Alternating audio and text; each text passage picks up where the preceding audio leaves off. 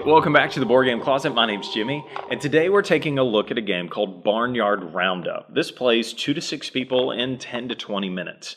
This is a bluffing, strategic game for kids that are at least 7 or older. Now, this is a prototype game, so what you see in front of you could change, but to be honest with you, if I got this right out of the package from my local gaming store, I would be totally happy with every bit of it. The quality is great. So you get a lot of cards. It's a card game, and then you get some tokens to go with it. So these are the components that you get. The quality of the cards, the print quality is great, even from this prototype.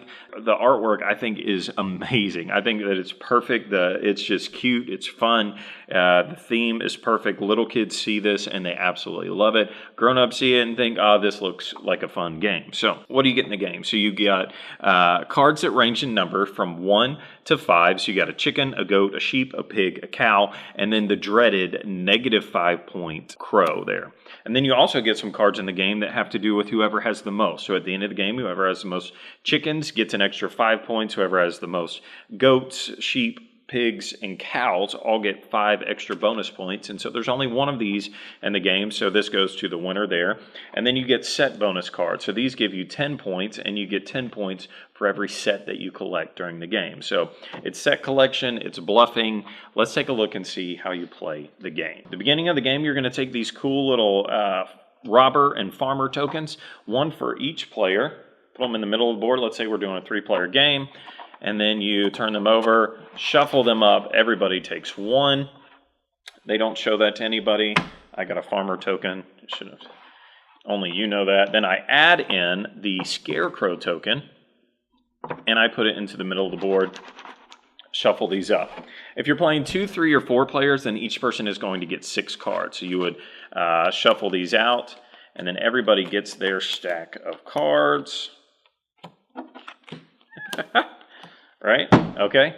And then they take their cards, and then you're ready to begin the game, right? So what do? On your turn, you're simply going to look at your cards and get a set of them. It doesn't matter how many are in a set, as long as they are all the same thing. And so I've got 3 chickens here, right? So 3 chickens.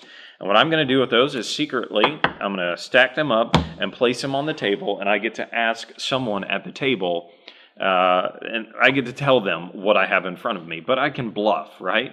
And so I could lay these cards out on the table. The only rules are that they all have to be the same kind, and I could say to that person, hey, I've got 3 chickens. And now that person has to decide whether or not I'm telling the truth or whether I'm bluffing. And so they get to decide, you know what, I think that you're telling the truth. And so then I would reveal the cards, and because they were right, they knew that I was telling the truth, they get the cards. But let's say that I put 3 chickens out. I said it's 3 chickens, but they say, no way, that's 3 chickens. I bet it's goats instead. They don't have to say what it is, but they just have to say if they think that I'm bluffing. And so if they say that I'm bluffing and it turns over and I wasn't bluffing, now I get the cards. So basically the only thing that matters once I put the cards out on the table is whether this person gets it right or not. If they get it right, they get the cards. If they get it wrong, then I get the cards. And that's what I want. I want to be able to get the cards so that I can put them in front of me.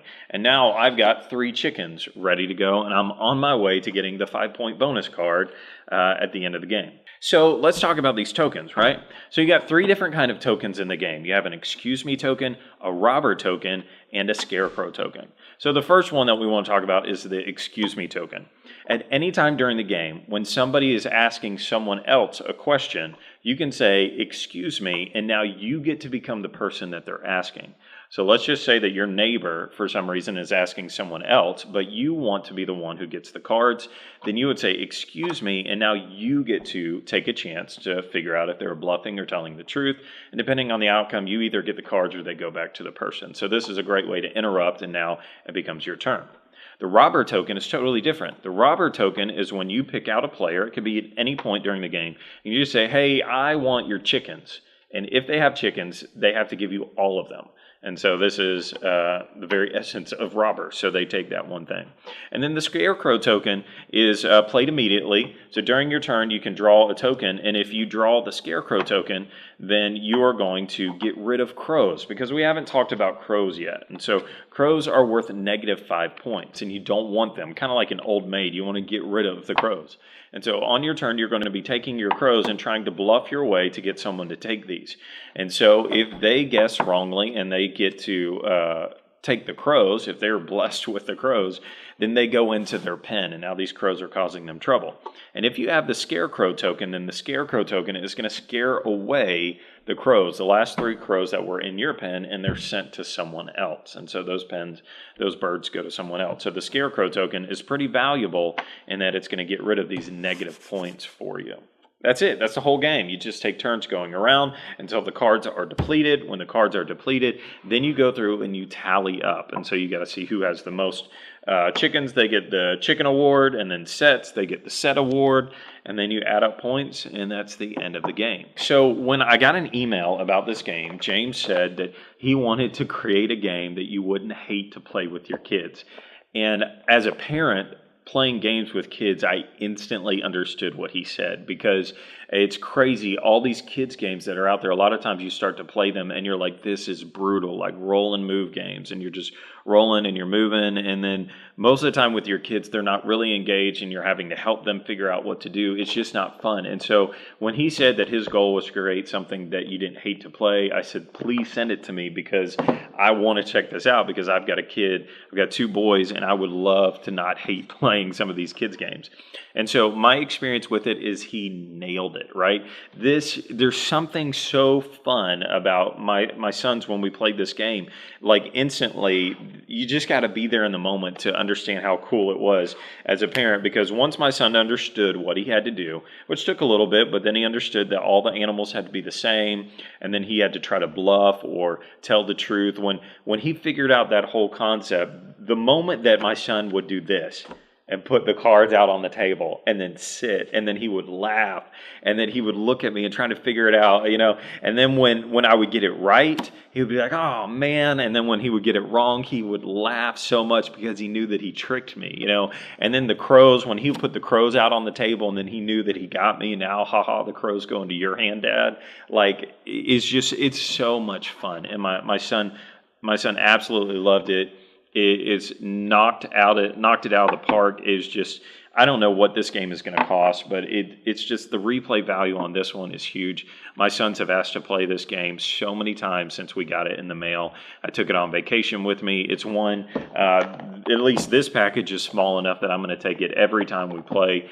Adults, I think, would like it too. It kind of leans towards like Sheriff of Nottingham. I don't know if you've played that one, with the bluffing aspect to it. Set collection makes it nice.